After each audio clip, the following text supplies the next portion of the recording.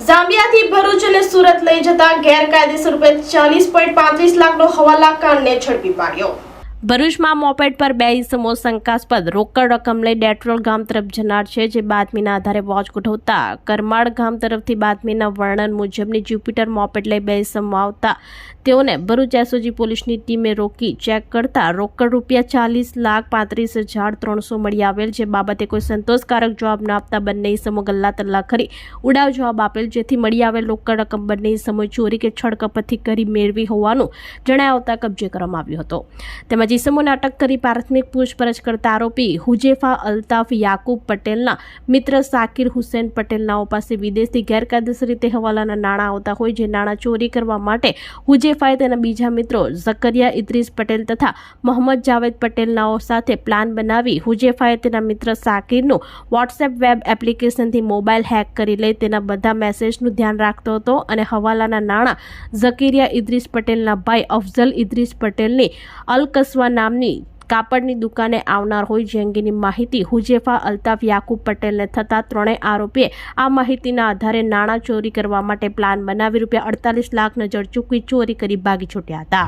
આ ચોરી કરેલ હવાલાના રૂપિયા મૌલવી મૂસા આદમ રંદેરા નાવના હોય અને તેઓએ કોઈ લેખિત કે મૌખિક રજૂઆત કરેલ ન હોય, પરંતુ એસઓજી પોલીસે તપાસ કરતા આ મૌલવી મૂસા આદમ છેલ્લા 25 વર્ષથી ઔરંગાબાદ મદ્રેસામાં કામ કરી રહ્યા છે અને મૌલવીના પિતરાય ભાઈ જાહિદ ખાલિદ નોમાનીએ ઝામ્બિયા સાઉથ આફ્રિકાથી મોકલેલ અને ભારતમાં સાકિર હુસેન પટેલ રહેવાસી ભરૂચ મારફતે અલકસવા નામની કાપડની દુકાનેથી અફઝલ ઇદ્રીસ પટેલે મૌલવી મૂસા આદમને ચૂકવેલ હોવાનું જાણવા મળ્યું હતું। આ ઇસમો લાંબા સમયથી હવાલાના રેકેટ ચલાવતા હોવાનું બહાર આવ્યું છે।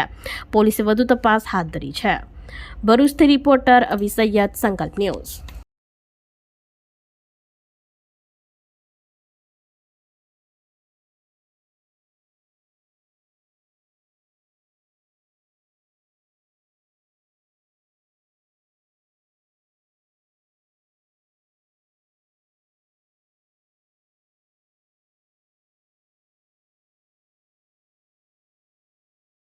भरूच जिला एसओजी पुलिस की टीम ने एक हवाला स्कैम उजागर किया है।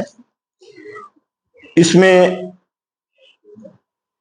3 शख्सों को 40,35,000 की इंडियन करेंसी के साथ पकड़ा था।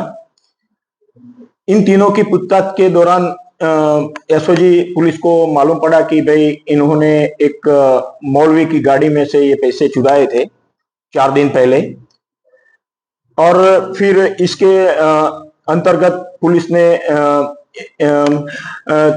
तपास की तो इसके सिलसिले में कोई ऑफेंस रजिस्टर नहीं हुआ था। तो जिस मौलवी की गाड़ी में से ये पैसे चुराए थे उसकी पूछताछ करने पर ये पैसा जाम्बिया कंट्री से हवाला के मार्फत यहाँ आया था, ऐसा इन्वेस्टिगेशन के दौरान मालूम पड़ा है।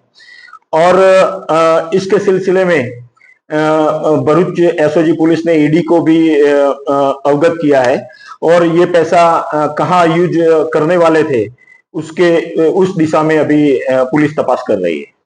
આપણી સંકલ્પ ન્યૂઝ ચેનલને સબસ્ક્રાઇબ અને લાઇક કરો, બેલ આઇકન દબાવો, જેથી આવનાર ન્યૂઝ અપડેટ્સની નોટિફિકેશન આપના મોબાઈલ પર સૌથી પહેલા પહોંચે।